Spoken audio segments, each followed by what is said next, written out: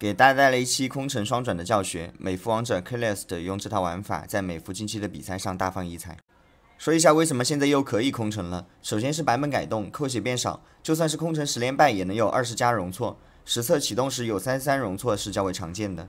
这是3阶段的扣血量较之前版本有所减少。其次是2胜2负经济回归，连胜未遂的人将成为全场经济最差的。在最低要3连败连胜才能吃到经济的版本，除大连胜和大连败的，其他人的经济都差不多，1胜1负的并没有什么劣势。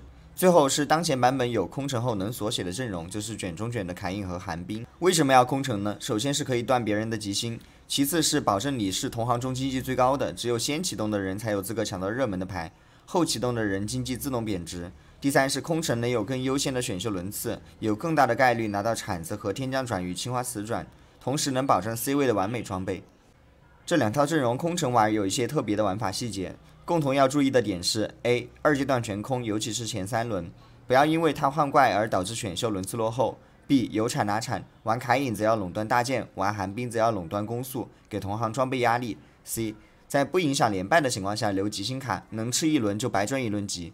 D. 强化刷新回合，控场上的激活羁绊，仅激活天降或者青花瓷，以求能刷新专属强化。强化方面，凯隐刚需3战力，如果参有经济强化，而你又是空城在玩，那么很容易6、7、8。艾希这一点和凯隐不一样，在2个强化中需要有一个经济类的，因为它的阵容较贵。如果没有在启动的一波冲出2星艾希，那后面同行启动搜到牌之后，你就再也滴不到艾希这张卡了。凯隐和艾希都是主 C 抽到2，其他卡的质量稍微说得过去就可以停手上9。空城凯隐的启动节点在3-7，没同行可以晚一点。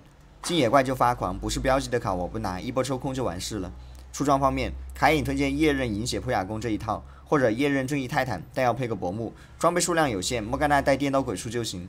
棋子的上下位多讲2句，途中的猴子来之前可以挂盲僧、皎月、奥恩或者乌迪尔。洛来了，如果人口不够就换石头人。洛和奶妈激活5仙子提供抗性，和石头人给的属性一样，但是洛自己还有一个技能挂给敌人减伤的效果，本身单卡也很强，所以基本是必挂的。冰女和莫甘娜随便来哪张都可以用来换奶妈，当然是洛没有来的时候。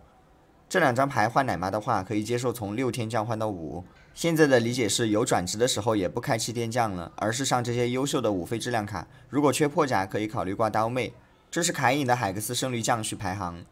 空城艾希推荐用神域这套，连环那套不能让安利这张卡最大化发挥作用，因为没有4神域，而且神域这套8人口地道会的话很舒服，能用来画关键的卡。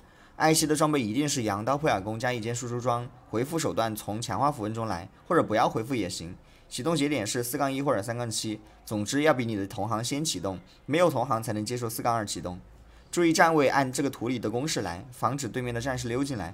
最肉的单位顶在右3的位置，后排数量不多的时候，后排集体靠右站，以防对面战士突破左侧后溜进你的后排。